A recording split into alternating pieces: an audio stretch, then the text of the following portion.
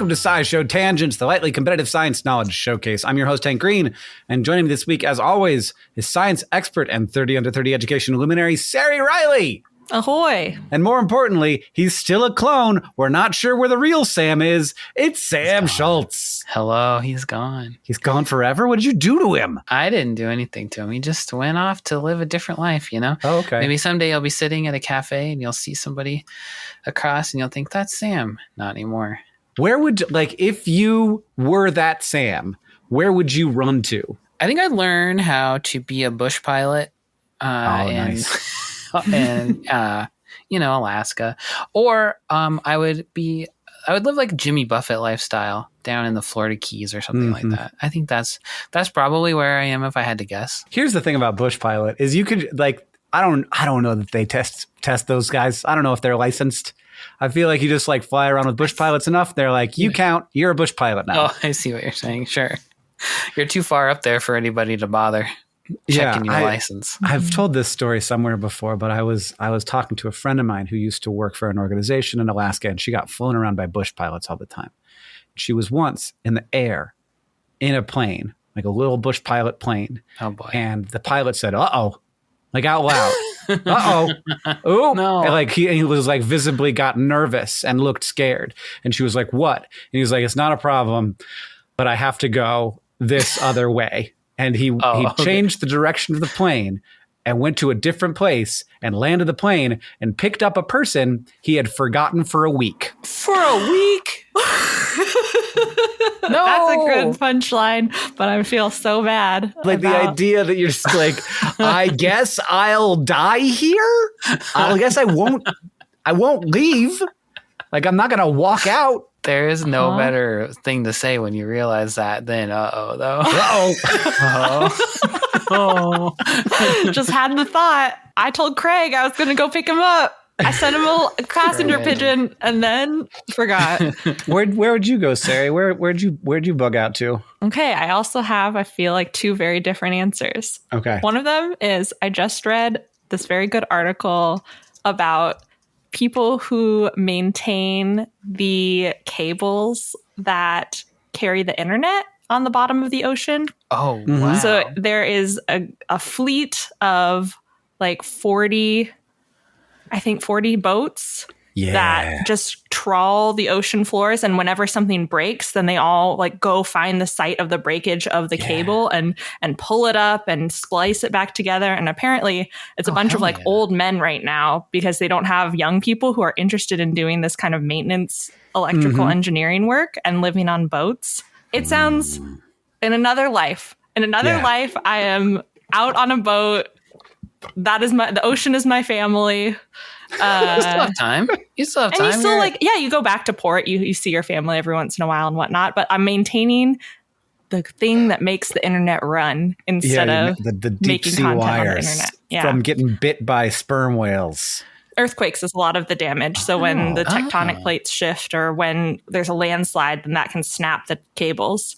And you got to pull it up, add a bunch of extra length, and then drop it back down on the floor. You're a salty old sea dog. Somebody sees you on a pier. They say, "Aren't you Sari Riley from podcasts?" And you say, "I used to be." Used to be. I used to be. I used to be.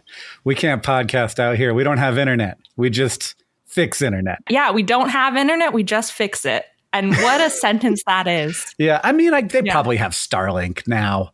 Nowadays, everybody can get internet anytime. Even my phone. My phone has this little thing where if I'm stuck in the woods and I don't have service, it's there's an emergency SOS signal I can send.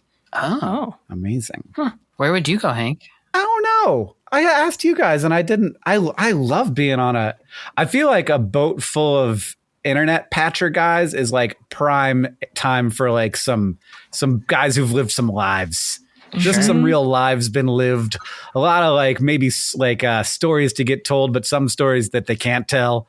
There's not a particular idealistic profession. I don't want to be a surf instructor, that doesn't appeal to me at all. But I would love to be a tour guide maybe in South America or a fixer. My job is when a movie has to go film in South America, I go and I help them do it. And I know all of the ways. Or if a mafia boss needs to Needs to like have a nice vacation, but be safe. But how are you got to go learn this stuff? How are you going to do that part? You know, I have a lot of skills. Okay. I think it would be very hard for me to hide is maybe part of the problem I'm having.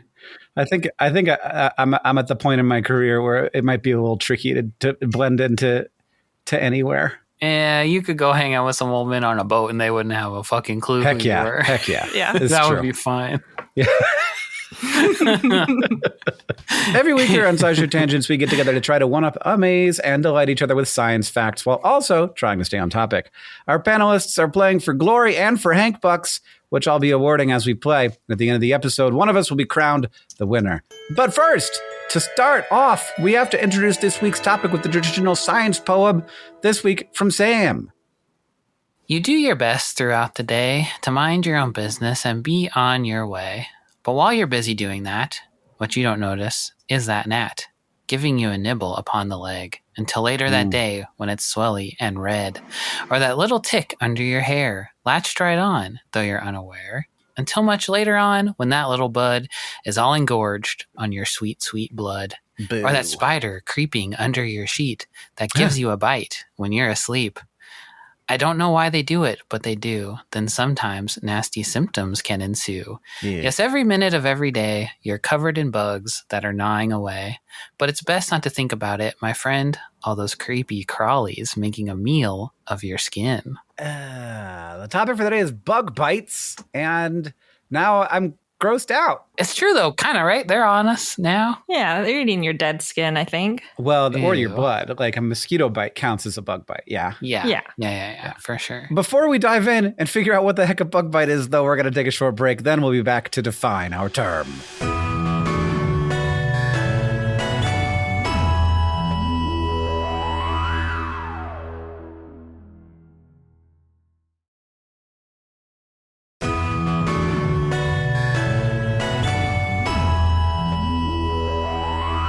I feel like bug bite is definable because bug is fairly specific. Well, now we're gonna find ourselves in a corner because bugs are weird. But Sari, what's a bug bite? Can you tell me? You know it when you see it or when you feel it. Uh-huh. You're like, that's a bug bite. Probably. It's kind of a catch-all term. Yeah, it doesn't have to be a bite. Doesn't have to be a bite. It doesn't have to be a bug either because a spider's not a bug, right? Doesn't have to be. Yeah. Yeah, there are true bugs, which is a number of different insects. I think that mosquitoes are also not true bugs. But there is a colloquial term of bug, which is just like land-dwelling arthropod. And I'm happy to have any land-dwelling arthropod be the line at which we draw it. They've got a bit of you. Somehow. They did an ouch to you. They did an ouchie to you. Yeah. And crabs don't count. Oh, well. Because they're in the ocean. A crab pinching you doesn't count. That's not a bug bite. Okay. So if they can't go in the ocean, then they are exempt from bug bite. But what about a water bug? Like some they're a little water. Some of them That's swim. That's a terrestrial arthropod. Water bug. Still terrestrial. Yeah, it's a lineage thing. It's a taxonomic thing. It's not like okay. where they live. Gotcha. Yeah, I mean, that's pretty much it. I feel like arthropods, if they bite or sting you, and then... Hey, scorpion. I think so. I think that's a bug bite kind. If scorpions sting is a bug bite. I think you have to do it with your mouth. But bees do it with their butt. Wasps do it with it. That's Are not those a bug bite. bites? Is that a bug bite? Is a bee It's a sting lot a bug closer. bite? That's a lot closer to a bug bite than a scorpion sting. I feel like scorpion sting gets to be its own thing, separate. They're both bug butt bites. They're both bug butts bites. Yeah. Okay, well, Bug we can draw the line. Bug can bite with butt for sure. Can you bite with your butt? Yes, bug can. Bug can? Sam can't. Sam can't bite with butt. Bug can bite with butt. Try as I might. I can put some dentures down there and give it the old college try. Sam can bite with butt. But you're not a bug then. But I'm not a bug. You're not a bug, so it doesn't matter. That's a Sam bite. I can go in the ocean and a half. If Sam put dentures in his butt and bit me, would that be a Sam bite? Yes. Yes. You could use the mouth or the butt, but that's not a bug. So irrelevant to this episode. No, it doesn't matter. I think it's relevant to the conversation, though. That's the next episode. Yeah. And if you're considering arthropods, so centipedes, their mouthpieces are modified legs. They're modified appendages. Oh, sure. that are going to bite you. Right. So can I you knew bite you were someone gonna do with this. leg mouth? Yeah. Is leg mouth? Is that a bug bite? That's the Is new leg mouth? It doesn't have to be the mouth. It has to be the front end. Or the butt end? Or sometimes the butt. I don't think a bee sting No? is a bug bite. Yeah, Okay. I might agree. Okay. I think I agree now. I'm gonna ask on Twitter, everybody. Well, okay, so I think it is the pre-definition or the post-definition. Are you looking at the appendage of the bug that is doing the biting, or are you looking at the thing on your skin and you're like, I have a bug bite on me? At which point you don't know whether it was the mouth or the butt that did it to you. It's true. In many cases. You sometimes with the sting. There's a thing on your body and you're like, that's a bug bite. But you don't know if it was a bug bite, but it is still a bug bite. And you can deduce sometimes whether it was a sting or not if they left part of their butt behind in it. Yeah. But sometimes it's a sting and you don't know. But you'd still call it a bug bite. Everything that appears on my skin is a bug bite. Because a bug bite isn't the act of a bug biting. It is the thing that is left over from some kind of interaction with a bug. And sometimes mistakenly, it's something else. It's like a skin condition, a rash, a poison ivy rash, and someone's like, I got a bug bite. But it's something totally different. Well, that's a good point, though, because if you get poison ivy and you think it's a bug bite, it's not a bug bite. Mm-hmm. And so if you get a bee sting and you think that's a bug bite, it's not a bug bite. Well, but you don't know that. I know I don't know that. Only the good Lord above knows that. I'm just saying. It's a Schrodinger's cat situation where when you've got a weird rash or swelling on your skin, until you can confirm or deny, or until you can know what end of a bug, or potentially a plant, another thing got you, ouched you, then it can't be confirmed a bug bite. It's just a nebulous injury. 86% of people agree a bee sting is not a bug bite. Okay. Wait, people already voted that fast on your tweet? What do you mean? Who do you think I am? You're famous. I forgot. Bug man Hank Green. I forgot you're famous. Do you have any etymological things to share, Sari? So the first time the phrase bug bite was used was in 1739 as a part of a venereal disease paper that said, whenever any person shows you a ... flea or bug bite above his eyebrow or anywhere else ... insist upon they are poxed. So I think it was just this guy being like, don't trust them. If someone says that they've got a bug bite, they probably have the pox. Above my eyebrow? Yeah. He's warning against the medical condition of bug bite above eyebrow. I mean, smallpox was such a big deal. And also people were always lying about it. So if someone comes to you in 1739 saying they got a bug bite, probably not a bug bite, probably the pox. I mean, that's basically what we were saying, that everything is a bug bite until proven otherwise. Yeah. But the words bug and bite both are from relatively unknown origin. So bug has been that word for since Middle English, since before that, meaning something frightening, not just an insect or a beetle, but it was used in the sense of like bugbear or bugaboo, like something that scares people, especially children. And then bite. We've been biting things. Animals have been biting things. It just looked, sometimes it was spelled like bit. We just use bit for everything. And then we lengthened the I sometime in Middle English to make it a bite instead of a bit. I just looked up bugbear and an imaginary being invoked to frighten children, typically a sort of hobgoblin supposed to devour them. What were we doing? Our kids, maybe kids were really, really bad back then. I know that kids are so spoiled these days, but I can't imagine being like, all right, do your work. Or like literally this animal I made up, but you don't know I made it up, will eat your whole body. It will devour you. It will turn you into food the way we do with cows. Do you think they found out? They must have found out bugbears were fake at some point, just like Santa Claus. I hope you do find out that bugbears are not real. Yeah, Santa Claus, we're not sure. Oh, yeah, sorry. All the children listening. The jury's still out. The science isn't in. And I think that we roughly know what bug bites are. So now it's time to move on to the quiz portion of our show. Most insect stings hurt in some way, but some definitely hurt worse than others. In the early 1980s, entomologist Justin Schmidt began documenting exactly how agonizing each one was.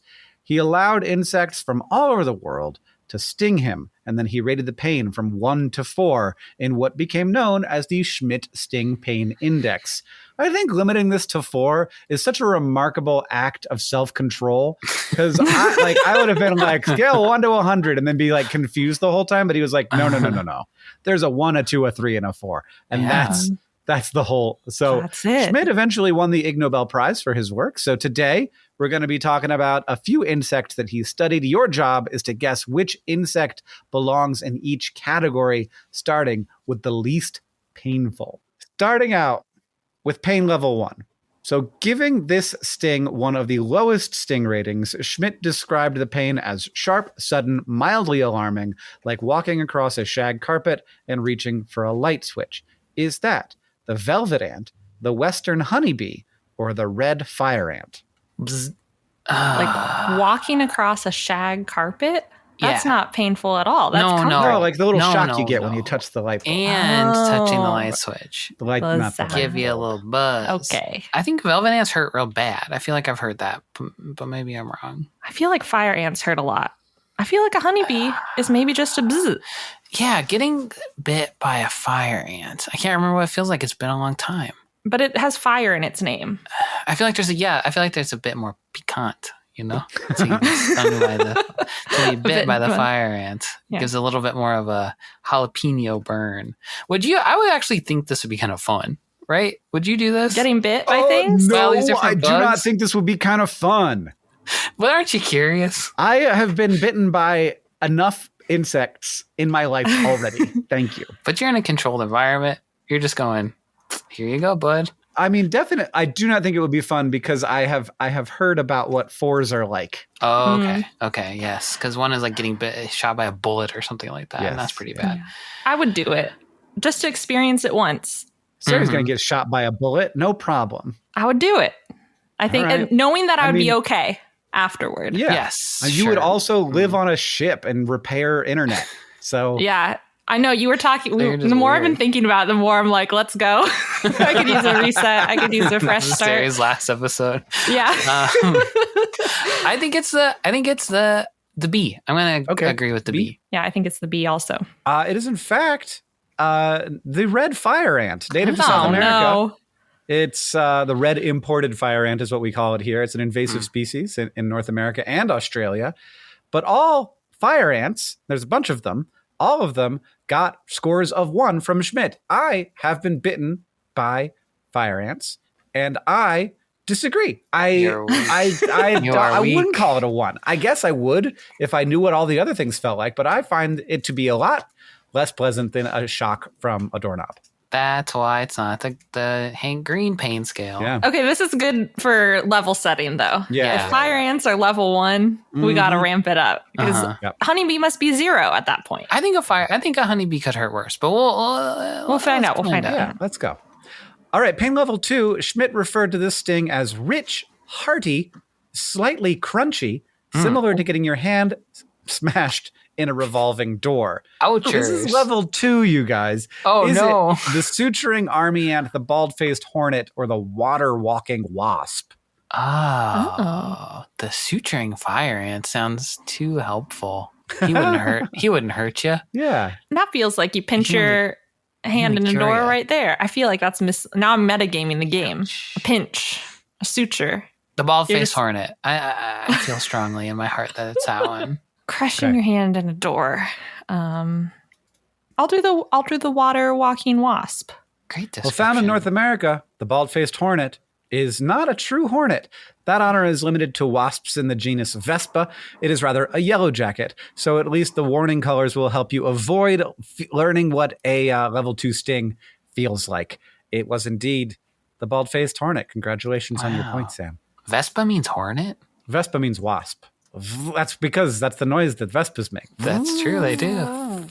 Okay. Pain level 3. Schmidt described this sting as caustic and burning with a distinctly bitter aftertaste, like spilling a beaker of hydrochloric acid on a paper cut, which I've never done and think would not hurt this bad. I have had hydrochloric acid on my skin a number of times.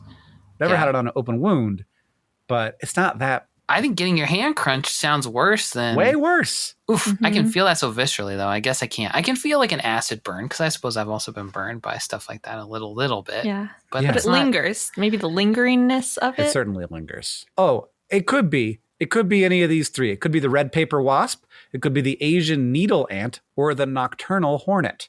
I mean, that's how I would have described getting stung by or getting bit by a red ant, like acidy more. So I guess I'm leaning towards the ant in this one due to that fact, but maybe I'm feeling different stuff than this guy is. I don't know. Yeah, I mean, the needle of the needle ant also feels a little bit like they're all injecting stuff into you, though, as they bite. They all got their own toxins and acids and whatnot.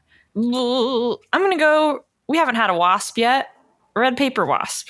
Well, the red paper wasp is found in Central and South America, and researchers believe that the genus of them might have originated in Southeast Asia before dispersing via South America. They're not sure how the wasps made it across the Pacific Ocean, though, which is pretty cool, but they are a level 3 burn. Do you think maybe he never had hydrochloric acid spilled in an open wound, so he was just guessing? I definitely don't think he's ever got his hand caught in a revolving door like that. Yeah. That seems very specific. That would like break your hand into a billion pieces, I feel like. Yeah, I feel like it'd just keep going. All right. With the highest possible pain rating, this sting was, quote, torture. You are chained in the flow of an active volcano. Why did I start this list? Is what he wrote in his notes.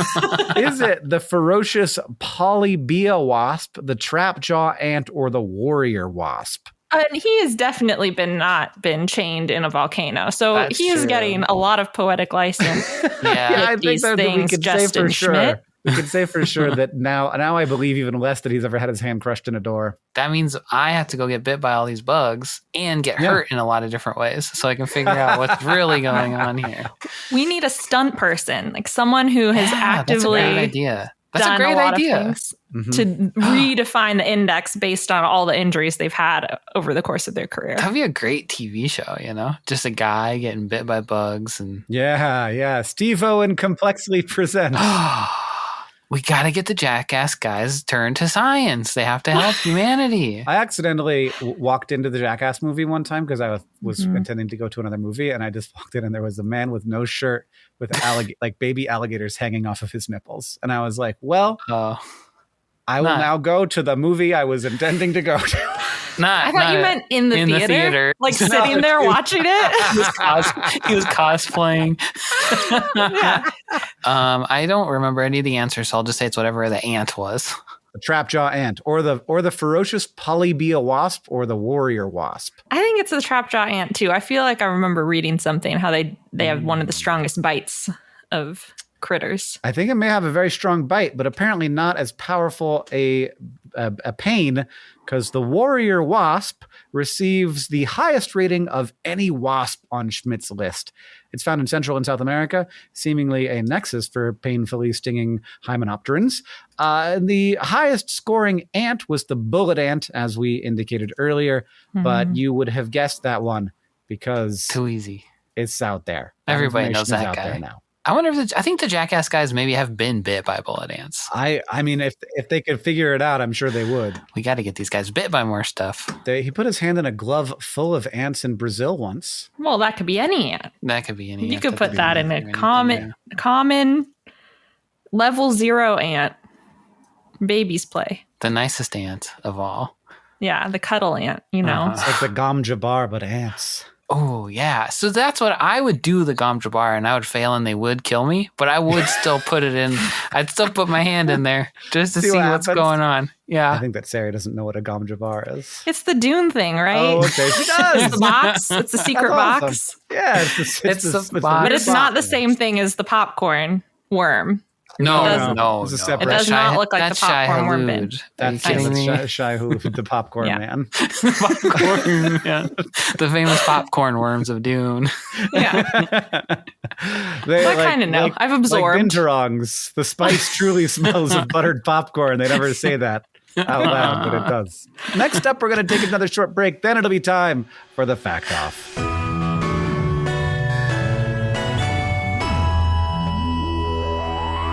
SciShow Tangents is brought to you by Shopify, the global commerce platform that helps you sell at every stage of your business. Let me tell you about my friend Hank Green. To paraphrase Jay-Z, he's not just a businessman, he's a businessman. This guy's slinging soap, he's selling socks, he is in the dang coffee business. Heck, I'm drinking some of his coffee as I record this very ad, and it's delicious.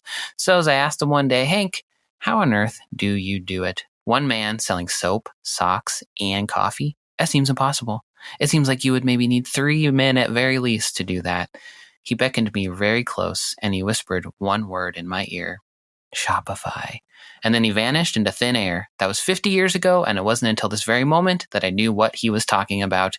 Shopify, it turns out, is a global commerce platform that helps you sell. From the launch your online shop stage to the first real-life store stage, all the way to the did we just hit 1 million orders stage? Shopify is there to help you grow. And Shopify, my friends, is the very commerce platform that Hank's companies use to sell their varied wares. Shopify gives you business insights, helps manage orders, shipping, payments, and it can keep up with all the needs a sock, soap, and coffee salesman might have thanks to endless integrations and third-party apps for anything from chatbots to on-demand printing.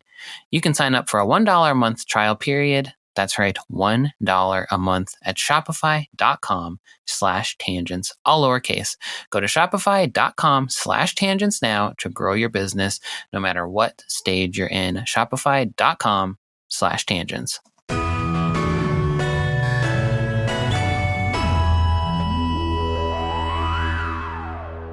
All right, everybody, get ready for the fact off. Our panelists have brought in science facts to present to me in an attempt to blow my mind. And after they've presented their facts, I will judge them. And one of these people will win because right now they're tied. Trivia question, though, to decide who goes first. Breaking news, invasion of the giant toe-biting water bugs is what I wish I had a clip of a panic newscaster on Cyprus saying in 2021 when specimens of one of the world's biggest biting bugs, the giant water bug, mysteriously appeared on the island for the first time. These bugs are very aptly named. They are true bugs. They hunt prey, including human toes, in shallow fresh water, and they are distressingly large. But just how large? That is for you to guess. How big is the bug? Yeah, is that how what the big question is the bug? is? How big is the giant bug? toe-biting water bug? I feel like I've seen them in Animal Crossing. They're pretty big. You can see them, they swim around. But I don't know. Well, that's the thing about Animal Crossing. Every time you hold up the thing, it becomes very large. It's very large. It does And become very it's large. quite small, too. Yeah. I don't know. How big is a bug? How big how would you say that's a big bug? I mean, I think where our fingers are the same. that's a big bug. That's a big bug. If I saw that, I'd be like, ooh, why are you on my toe? I'm getting out of there. That's not a bug that could possibly exist, is it? Yeah, this feels too big. This is like the big. giant beetles on Animal Crossing, which I think are enlarged beyond their real size. How big is this? 5 inches. 5 inches. I would say I like don't know. 2 inches. It is over 12 centimeters, which is almost 5 inches. Sam. Oh, I know bugs. Wow. That can Animal Crossing imagine a knowledge bug. really messed with Sari. Yeah, Sari's all screwed up. Yeah, I overthought it. You said they were big, and then I was like, I gotta reduce my expectations. Holy crap, I hate it. Oh, I hate it so much. Some bugs should be smaller. But Sam, you get to go first. When you think of a biting bug, you might not think of beetle larvae. For my part, at least, I think of Timon and Pumbaa slurping up some suspiciously shiny-looking little bugs and larvas in The Lion King. And, I would just hazard to guess that these little squishy little babies are probably more likely to be bitten than bite, as they're preyed upon by bigger animals like fish and birds and frogs and pretty much anything in the whole world because they are larvae. But they have chompers, just like, almost any other bug you could think of. And some of them really know how to use them to disturbing effect. In 2007, a scientist, as is so often the case with scientists, was walking around the forest looking at frogs when he noticed something kind of weird. There was a number of frogs that had the larva of the Epomis beetle latched onto them. Upon further inspection, these beetles were, it turned out, eating the frogs, leaving behind, in some cases, nothing but a pile of bones. that ain't right, I assume the scientists thought, since, as we just established, frogs are supposed to eat larvae and not the other way around. So now it was known that these beetles ate frogs. What wasn't known, which was how these larvae, which pretty much look just like any other larva that you'd care to see, could get the drop on frogs that were way bigger than them and basically designed by evolution to eat larvae. So naturally, the scientists and a team put some frogs and some larvae in some tanks to see what happened. And what happened was a lot of really gross stuff. So first, the larva puts on a very convincing, helpless little food guy show, wriggling around as much as it can to try to get the attention of a frog. And when the frog sees what they think is just an easy meal wiggling around on the ground, it lunges in for the kill, only to have the larva basically just like dodge roll the attack and then bite the frog back right on the face. So then these larvae have like 2 hooks on each of their jaws instead of just one. So they basically can just hold on really tight as the frog is freaking out. And then they crawl on to the back of the body. They chomp down and they start sucking frog juice out of the frog. No. So sometimes at this point, after some sucking, the frog can dislodge the larva and go on its way basically okay, but just with a big nasty scar and with a lot less frog juice inside of it.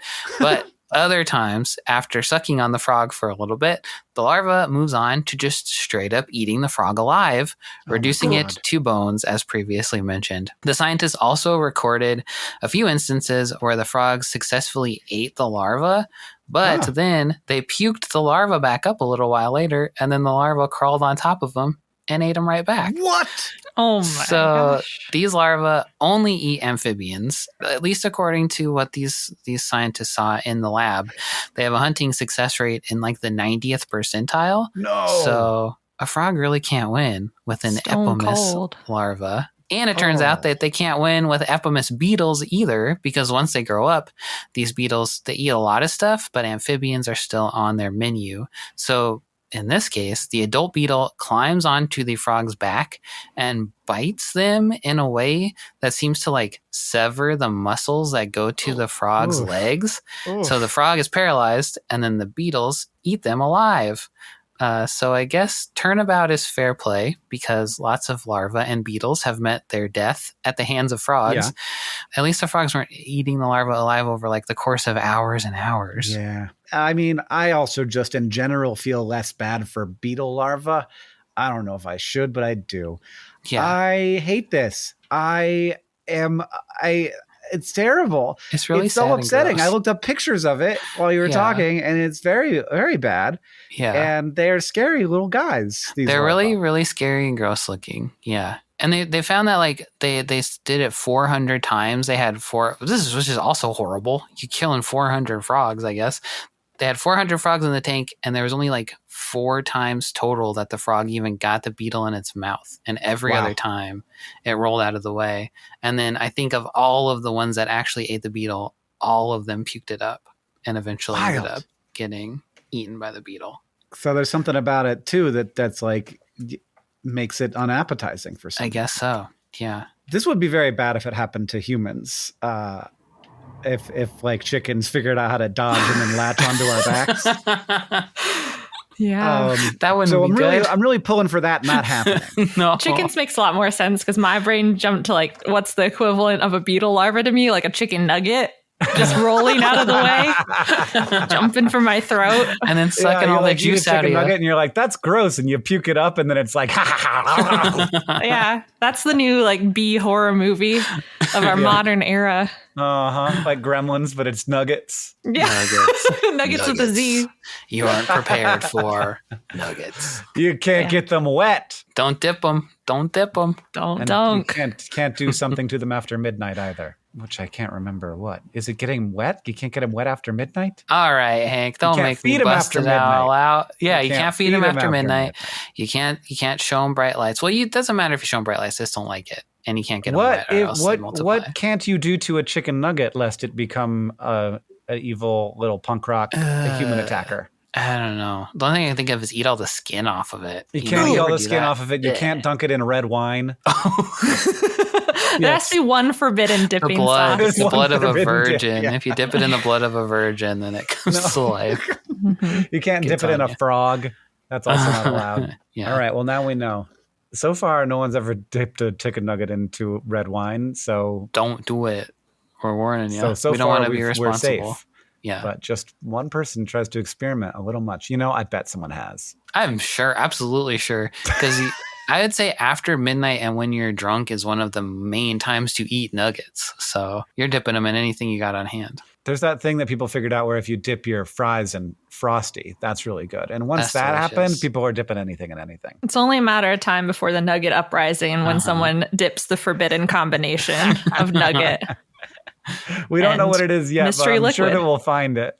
Yeah. All right, Sarah, what do you got? So bumblebees are known for their stings more than their bites. And we've established that stings are not bug bites, but they do have. I also did a poll on Twitter and I said, are fire ant bites bug bites? Note, they are actually stings that they do with their butts. And it's about 50-50 right now. Interesting. So apparently people really are sort of in the bug bite mode where it's like, it feels like a bug bite because it looks like a bug bite. I guess we don't have another. Well, fire ant, we do have a word sting for them. Yeah. Very confusing. We won't get to the bottom of it with my fact or otherwise. But so bumblebees have their stingers on their butts, but they also have little mandibles. They have a little crunchy mouth that they occasionally use. They like to bite their way out of their cocoons once they've grown from larvae to adults, or sometimes to help grip onto a flower while they shake loose pollen in what's called buzz pollination. So like many species of bees, bumblebee workers need to collect lots of highly nutritious pollen to help feed their larvae and grow their colonies during the spring and summer. So it can be a challenge if their colony is not near any blooming flowers or if the timing of the flowers blooming doesn't line up with bees emerging. But in a paper published in May 2020 in the journal Science, a team of researchers documented a super neat, never before seen as far as we know behavior. When bumblebee colonies are hungry for pollen and can't find any around, they will bite holes in the leaves of plants, which significantly speeds up when their flowers will bloom. And they just stumbled upon this, not walking through the forest, but they were doing a separate experiment on bumblebees in the lab and then noticed that they were crunching on the plants. And so then dug into studying them. And the two plants that they tested were tomatoes, Solanum lycopersicum, and black mustard, Brassica nigra. And in the tomatoes, the bee-bitten plants flowered on average 30 days earlier than the unbitten plants, and 25 days earlier than plants that the researchers damaged in the same sort of bite pattern with tweezers and a razor. So they tried to mimic the bee bites. And then in the black mustard, the bee-bitten plants flowered on average 16 days earlier than unbitten plants and 8 days earlier than the researcher-damaged plants. And in other experiments, they found that pollen-deprived colonies of bumblebees were more likely to start chomping on leaves than bees that had enough pollen. So it seems to be some sort of behavioral trigger based on needing pollen. And they also did longer tests outside of the lab in 2018 and 2019 in rooftop gardens with hives of bumblebees and wildflowers. And this biting behavior still happened in this external rooftop garden environment. And before the study, we kind of knew that various stressors on plants like temperature or light or nutrition or mechanical damage could either promote or inhibit flowering, which you can also see based on that researcher cutting the leaves condition in their trials. But the fact that bee bites accelerate flowering so much, up to a month earlier, is absolutely wild. And they don't know the reason why they're so powerful. They assume there's some sort of bee chemical at play, but this paper didn't isolate that mechanism. But bee bites, something fancy about them. They crunch a leaf and the flowers bloom. They give it a little kiss. Mm-hmm. Yeah. Thank you. Is this like a mutualism thing where the flowers need the bees to be around to make their flowers? And so they don't want to make their flowers until the bees are around. And so there's a signal that they get and they're like, oh, now is a good time to make flowers. Or is it just some do we have any idea if just is an effect or if there's actually an evolutionary reason for this? So we don't know. They in good scientist behavior, they were we haven't studied this adaptation enough. We didn't know it existed before now. And so we want more evidence before we start making claims about it being mutually beneficial or not. I think there are bumblebees and some species of solitary bees that are the only species that can successfully pollinate tomato plants because they need this buzz pollination. The pollen is so jammed in the flower that they need a strong vibration. They can't just have insect brush up against it. So it's possible because there's already some sort of mutualism evolved between bees and some of these plants. Yeah, I mean the question is like, why wouldn't the plant just know to be out at the same time? Why would it have to have the signal from the bee? But like maybe because they need bees, they're like, I'm not gonna make a flower until I know for sure there's bees around. It's a waste of time. Yeah. And the bees aren't doing anything with the leaf fragments. They're just chomping. It takes a second, and then they chomp a couple times and then they fly away. So they're not using the leaf pieces in any way. Buddy, I need you. I need you now. Yeah. Yeah. It's like, wake up. Just like elbowing the person next to you in bed. It's your turn to take out the trash. Why do you have to wake up in the middle of the night? In the morning, before the trash people come. Before the trash man comes. Well, you gotta get your shit together enough to take it out the night before. Look, if you hear the trash, we're doing our best out here. Sometimes we forget the night before. If you hear the trash truck coming out of the thing, you really messed up. It's too late. Yeah, that's next week's problem. All right.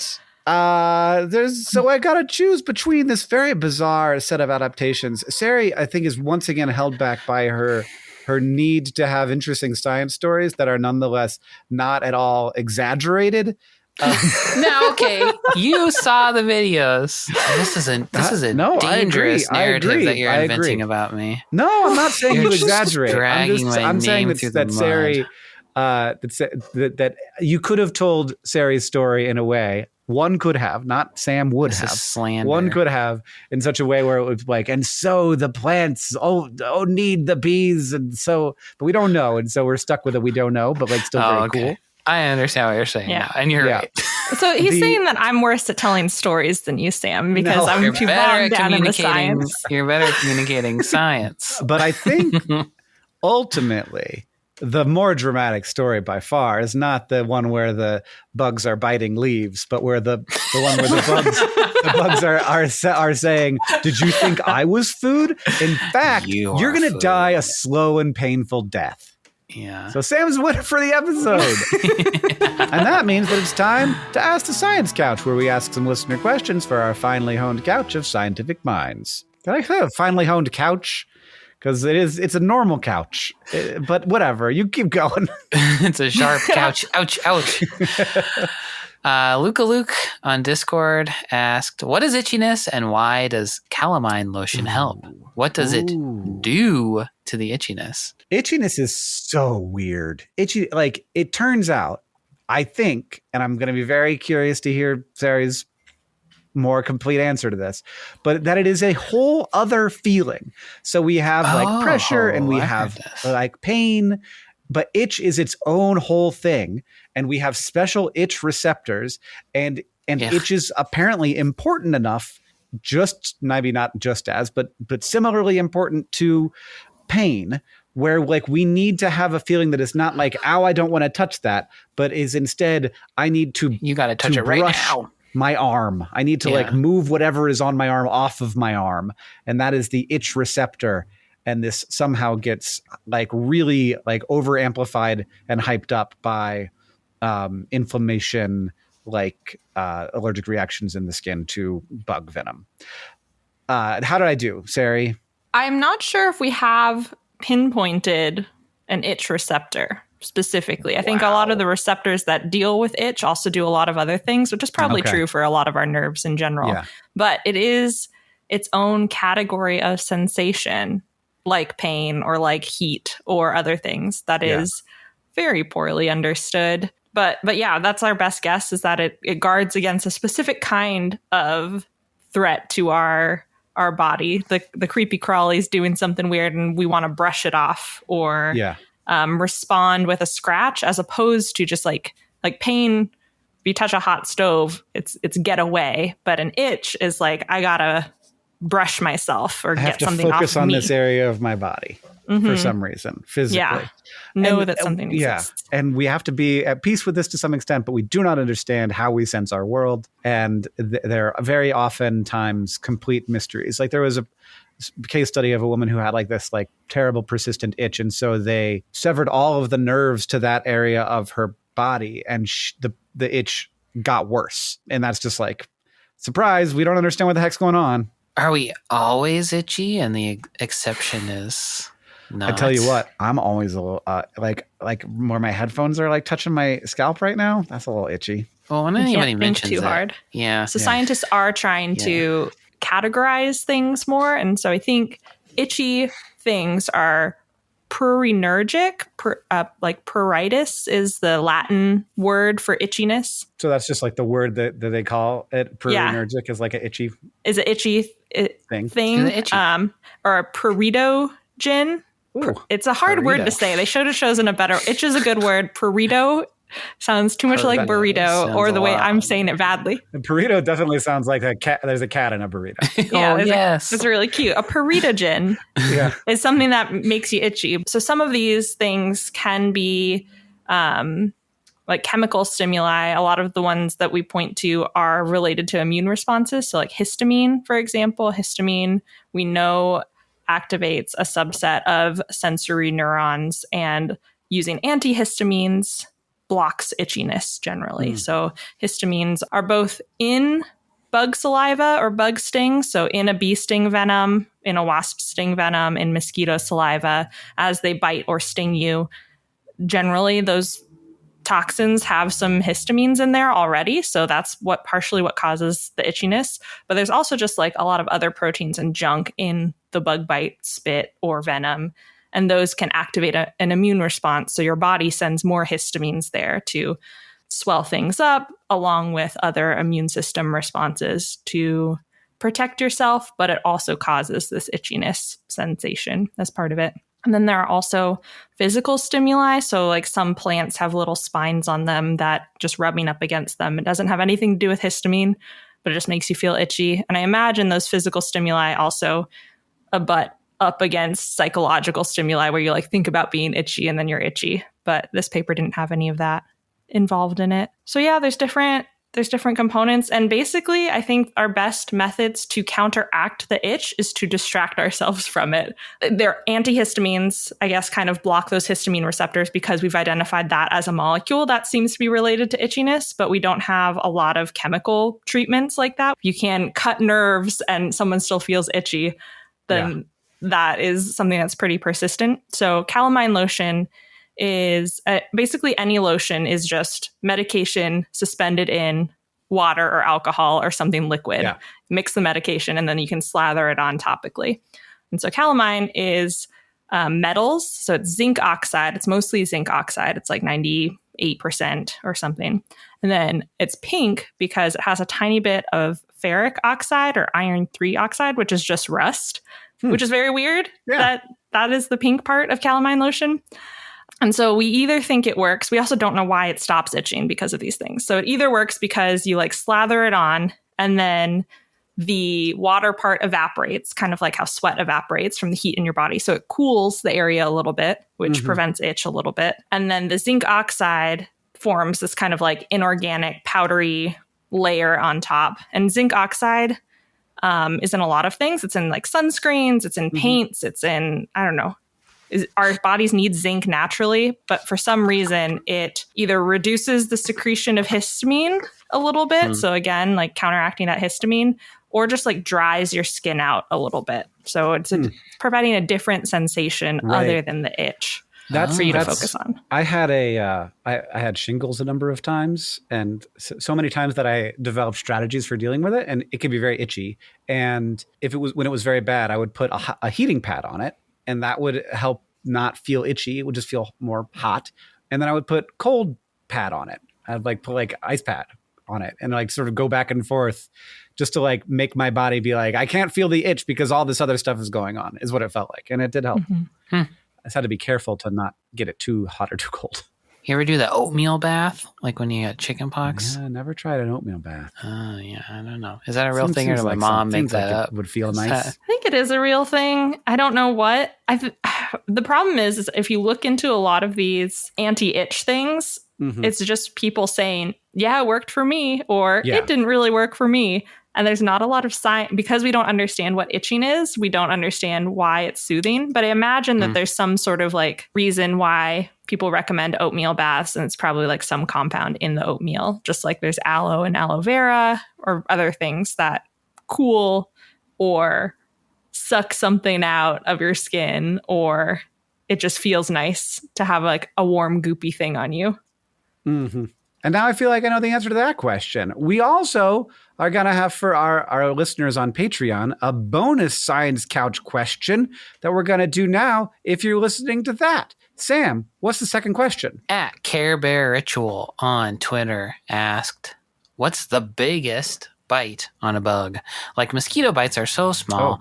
Spider bites are pretty big. Is there a mega chomper out there? If you want to hear the answer to that question as well as enjoy all of our new episodes totally ad-free, you can head over to Patreon. That's patreon.com/SciShow Tangents. At our $8 a month tier, you can get new episodes ad-free and extended shenanigans as we answer a bonus Science Couch question every episode.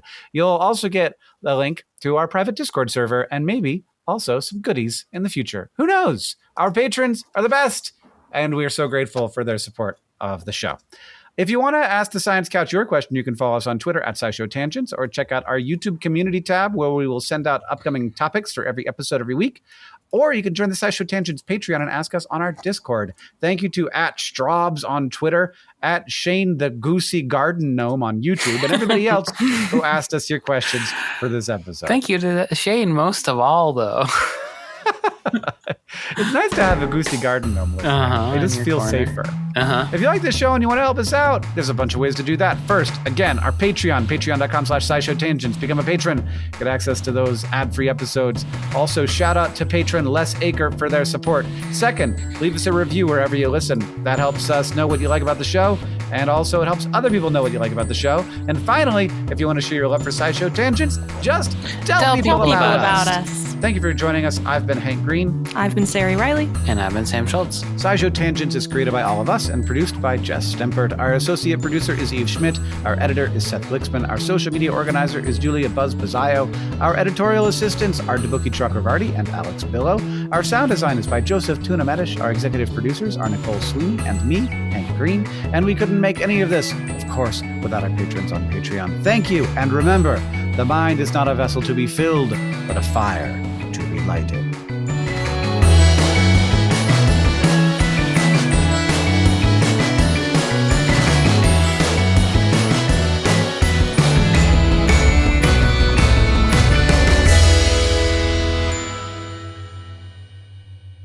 But one more thing.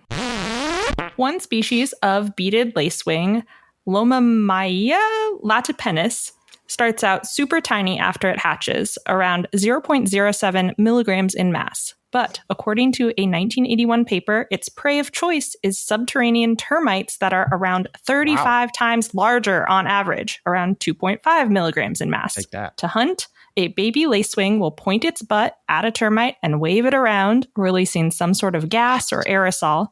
And this powerful, toxic fart paralyzes the termite after a couple minutes. And then it's time for the larva to chow down. Then, after about 3 hours, the termite dies, whether or not it was bitten and eaten. Wow. So, That's precursor to the beetle larva. Another terrible thing that chicken nuggets might do to us. Yeah, fart at us. Fart and paralyze us.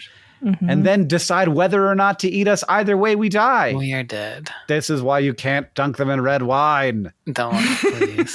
If I see a bunch of you dunking nuggets into red wine on Twitter, I'm going to have a conniption. I'm going to be so mad. You better not hashtag it. Listen, you better to not tangents. hashtag SciShow Tangents. SciShow Tangents. SciShow Tangents Challenge. SciShow Tangents hashtag. Yeah. Tangents Red Wine Nugget Challenge. I'll do it. Heck, I'll do it. I could take a nugget. I could squish it. The human race is going to be over. Nugget. That's what the frog thought. That's what the frog thought. That's what the termite thought. It wouldn't happen. If I was one of those frogs, I would eat the bug. No problem. It would be simple for me to do it. I always think I'm invincible as well, Sam. And then we see what happens. Yeah, we're proving correct. I have not yet experienced my own death, so